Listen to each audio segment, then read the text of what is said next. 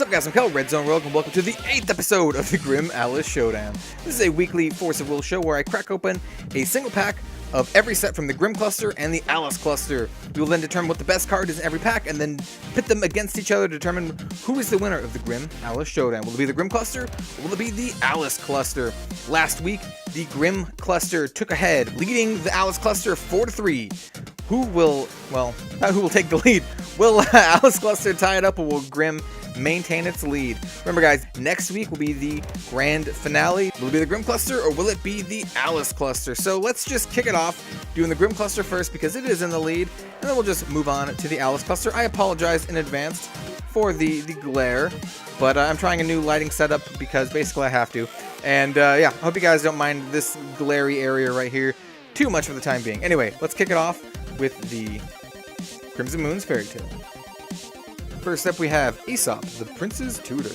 Aesop's Fables, you have Purifying Fire, 1-Inch Boy, which is a pretty cool looking card, Granny by the Fireplace, King's Servant, Blood-Sucking Impulse, we have the Musketeer's Bayonet, Black Coffin of Vampires, ooh, damn!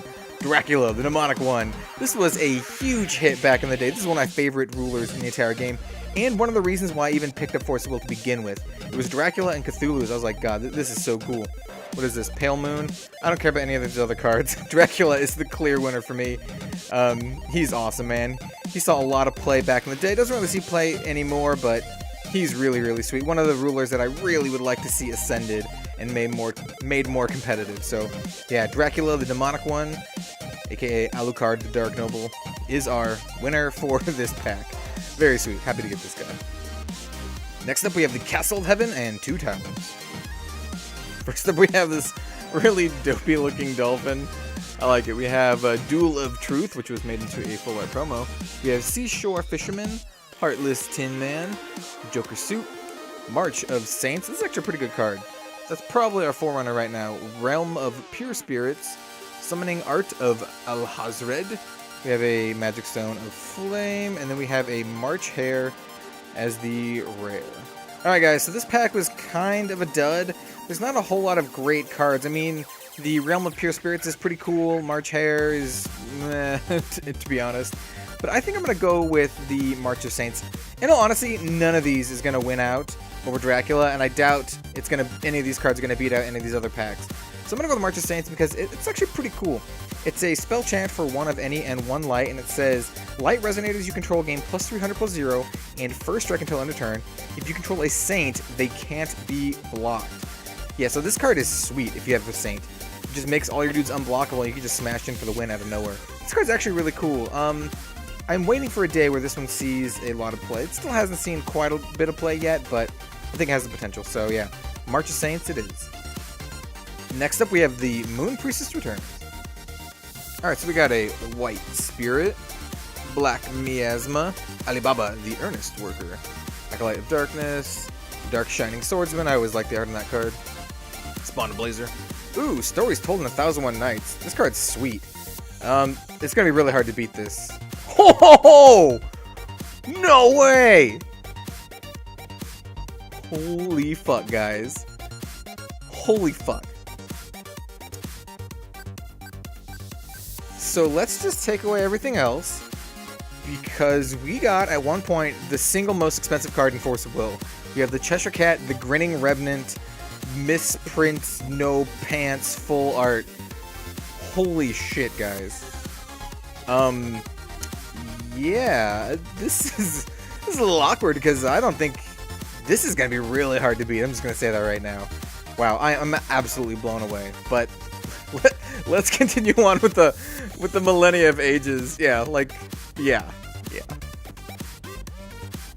Guys, Millennia of Ages, and just so you know, I did go get a perfect fit sleeve for this guy. So, yeah, holy fuck. We got Leaves of Yggdrasil, Liberate the World, Shining Bamboo, Dark Pulse, Duet of Light. I didn't even talk about the 1001 Nights. That's a sweet card, too.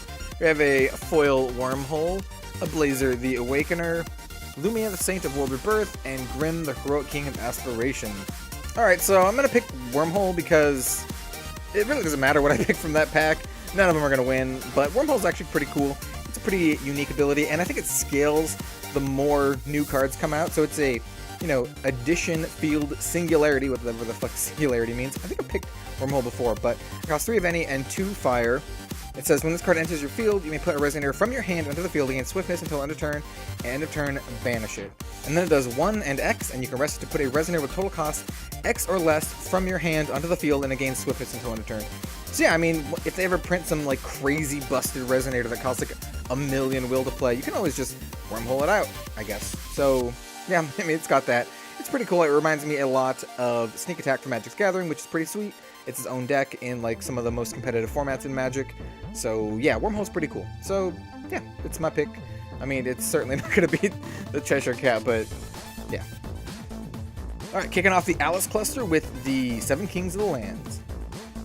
Alright, first up we have the Order of the Sacred Queen, Clockwork Scout Plane, Rapid Growth, Herald of the Winged Lord, cute as always, Familiar of Primogenitor. We have this little fucking badger guy. We have Elite Commander, and our rare is the Juan Wu the Sacred Beast. We have a Light Magic Stone, and then we have, ooh, a shiny Keen Sense. Yeah, this is going to be the pick, actually. Keen Sense is a pretty good card. It's a cancel spell. I, you know, colloquially call it Keen Ass because of certain aspects of the card. It just says, choose one, cancel target normal spell. So that's basically any non-resonator, or destroy target card and a chant. Stand by any area for 1 of any and a wind.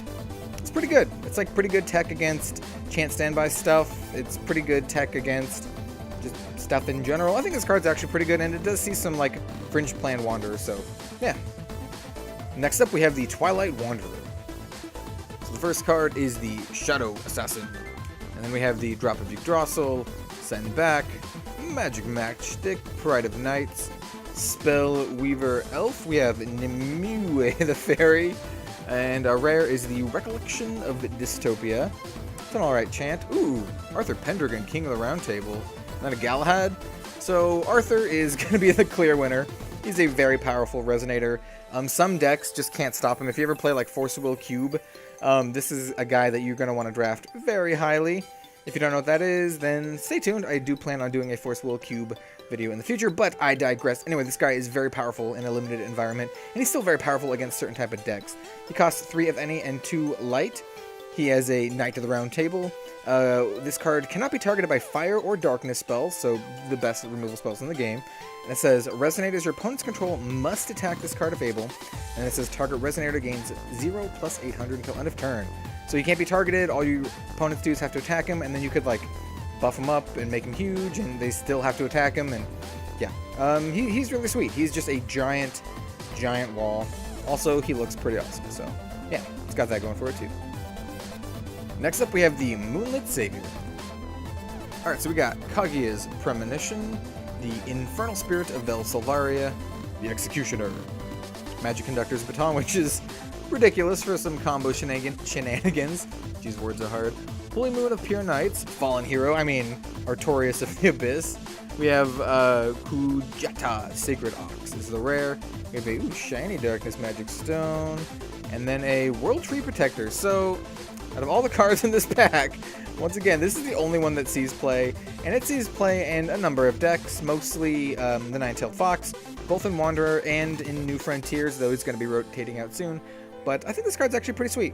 When it dies, you get to search your deck for an Avatar Resonator, reveal it, put it in your hand, then shuffle your deck, and it gains plus 200 for each Avatar in your graveyard. It itself is an Avatar. It's a pretty cool card. It cycles through all of itself, and it can also fetch up, like, you know, the Big Alice from the set as well. So, yeah, it's got that going for it, too. It's a decent card, so yeah, that is the pick for this pack. Final pack for today will be Battle for Ataraxia. Alright, so starting it off with Down the Drain. We have the Escort of the Fairy King, the Last People of Gloria. I don't know why it took me so long to read. The Vel Solvarian Apparition, Lapis's Dark Beast, Sanguine Arena, Artificial Moon. Our rare is Boars, the Returned Adventurer. He's okay. The art is better than the card in my opinion, but the art is good, so it's not saying a lot. And then we have a full art Illusory Demonic Globe Ataraxia. So I believe this is a, yeah. This is a pretty cool card. It's fairly complicated, but I think it's really cool. And I think there are some sweet decks that can be built around this. So I'm not going to go over exactly what this card does, because as you can see, it's got this fucking essay on this side. This side's not too bad. But I'm going to pick it for this pack. The pack in general wasn't very strong. This card's pretty cool, and I've seen some pretty interesting brews with this card, like doing some weird combo shenanigans and stuff. And to be honest, the rest of the cards weren't super great anyway. So yeah, this is going to be our pick. The Illusory Demonic Globe Ataraxia and the Ataraxia Dimension of the Seven Kings.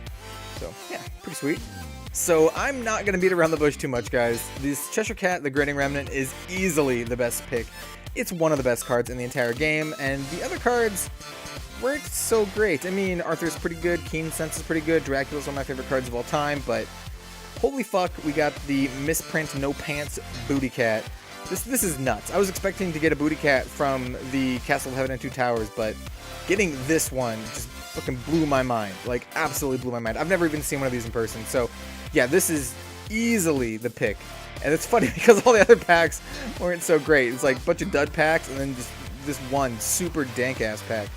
So yeah, guys, Grimm Cluster's pulling ahead in the lead, man. They now lead over the Alice Cluster 5-3. I have no idea how the Alice Cluster can pull back because, honestly, they really can't.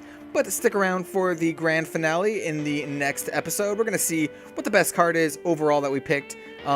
And then just see, you know, how the last video goes to see if Alice can pull one more point back in the end for maybe a clutch last point. We'll see, but I mean, if the Grimm Cluster keeps knocking out bangers like this, then fuck, man, Alice Cluster has no chance. No chance. Well, I mean, it does have a chance. It's got Sweet Ass Regalia and Ubers, so there's always that. But anyway, guys, if you liked the video, then leave a like, comment, subscribe. Every little bit helps, and I appreciate it oh so very much. Regardless of what you do, thank you very much for watching, and I hope to see you next time.